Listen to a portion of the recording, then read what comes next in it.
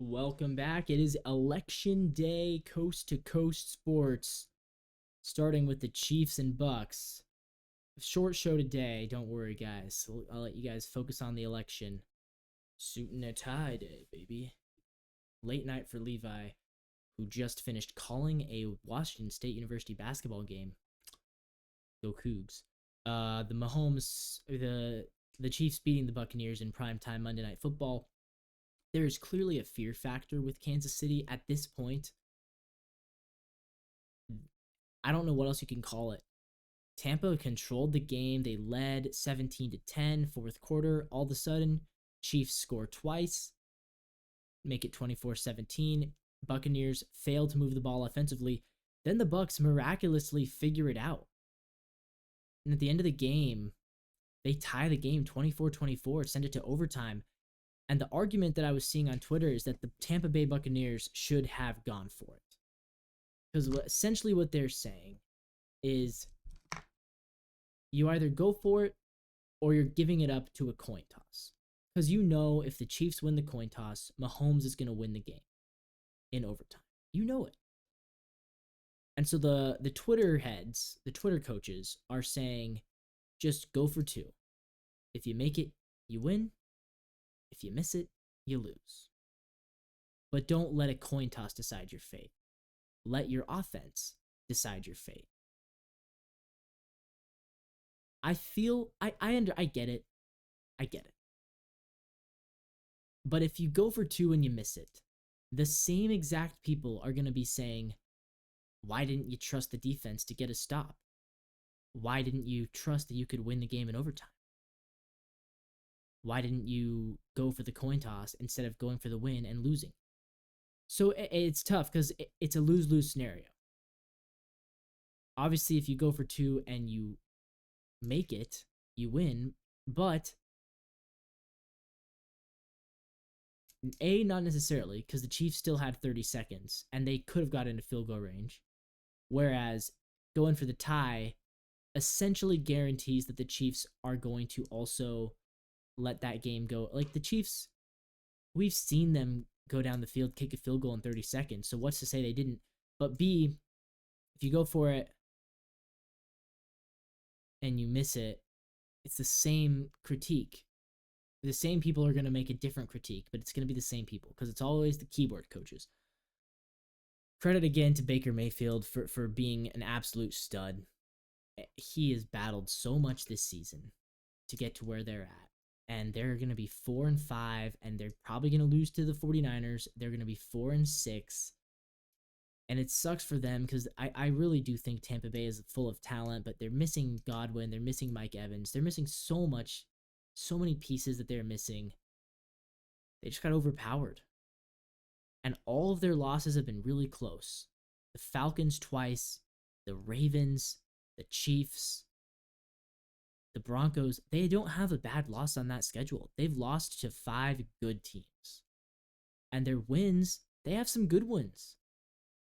They beat Washington. They beat Detroit. Remember, they're the only team that beat Detroit.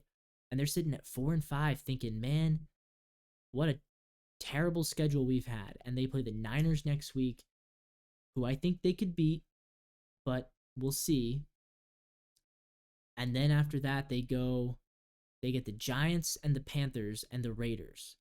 That's a 3-game stretch where they should win all 3. They'd be 7-6. Okay. Then the Chargers is tough, 7-7, but then they close the season, Dallas, Carolina, and the Saints. So I still think they can go 10-7, even when they fall to 4-6, because their last 7 games are all pretty easy. They have a very easy end of the season. But if you start 4-6, it's hard to then turn it around and go 6-1 the rest of the way, even if they're easy games, because the morale is down. And when the morale is down, that's when upsets start to happen. That's when you drop a game you shouldn't drop to the Saints or the Panthers or the I don't know, the Giants. That's when you start to drop those games. They have to keep their heads up. You took the Falcons to overtime. You took the Chiefs to overtime. You beat the Commanders. You beat the Lions. You're a good I actually think this is the best team with a losing record right now. at 4-5. They're better than Dallas for sure. And I think the Bucks are a better team than Cincinnati at 4-5, which might be, maybe I'm crazy for saying that. I think they are. Um, Meanwhile, the Chiefs side of this game, I think Mahomes is a superstar. Mahomes 3 touchdowns for Mahomes. Leads them on the game-winning drive in overtime. No interceptions. First game of the season, 3 touchdowns, no picks. Mahomes looked great. As far as MVP goes, I'm not ready to go there yet. I still think Lamar has to be above him. And I think Josh Allen does too. I understand Mahomes is undefeated. I understand he beat Lamar in week 1. But right now, the stats are far enough ahead of him that Lamar and Joe Burrow also has really, really good numbers, but his team is below 500. Same as Baker. Baker has really good numbers, but his team is also below 500. So it's tough to make an argument for Baker or Burrow when their team is below 500. Goff, I think Mahomes is probably better than. Both teams, really good records. I think Mahomes' numbers are starting to improve, though. But I would say Lamar and Josh Allen are still definitively ahead of Patrick Mahomes right now. And if Mahomes beats Josh when they play in a couple weeks, that could change things. If Lamar struggles, Lamar has to play the Steelers still twice, so he could struggle against them. He could struggle against the Browns again. But right now, I'm not ready to say Mahomes is the MVP. He had a great game against Tampa, but he's had some stinkers. He's had some bad games. But the Chiefs feel like I will say the Chiefs have a little bit of an Eagles feel last year where it was like the Eagles kept on winning, but you kind of always felt like they could get beaten. And then at the end, they lost like 5 of their last 6. I'm not saying I think the Chiefs are going to lose 5 of their last 6. I am saying I think the Chiefs are going to lose a couple. They feel like what they're doing, which is winning a bunch of close games and being super clutch, it feels like it's hard for that to keep happening. But then you're like, well, it's Mahomes and it's Spagnuolo and it's Chris Jones. Of course it's going to keep happening. And you're probably right about it. The Saints announced this morning they have fired head coach Dennis Allen.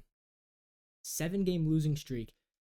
It's crazy how things change. And I want to just raise my hand and say I might have been the only person in sports media who didn't overreact when the Saints blew out the Cowboys and the Panthers and started the season 2-0.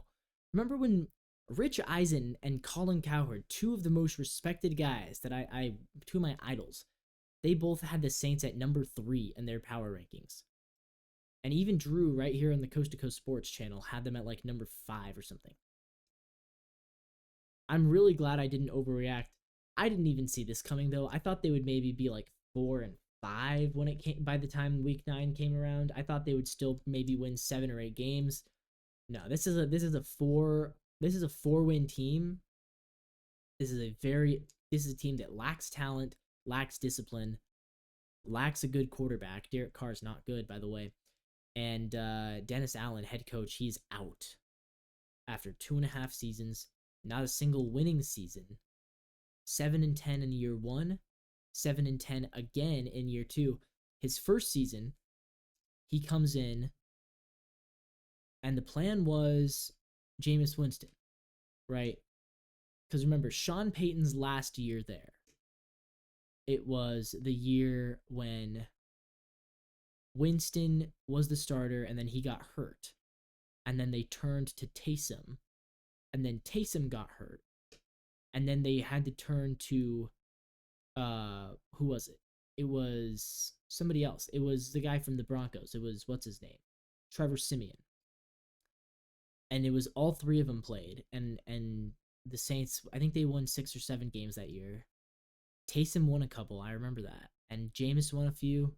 And I don't think Siemian, he may have won a game there.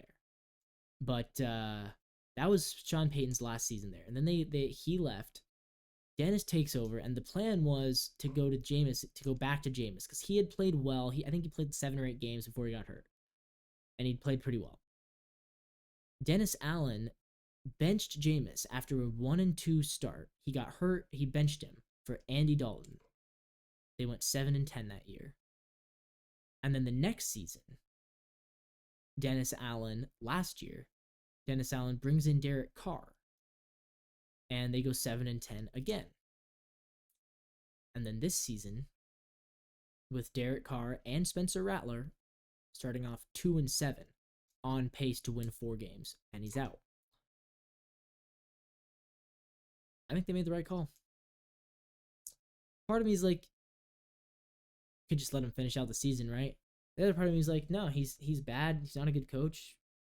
Why keep him around? He's dead weight, right? So I don't know. I don't really care.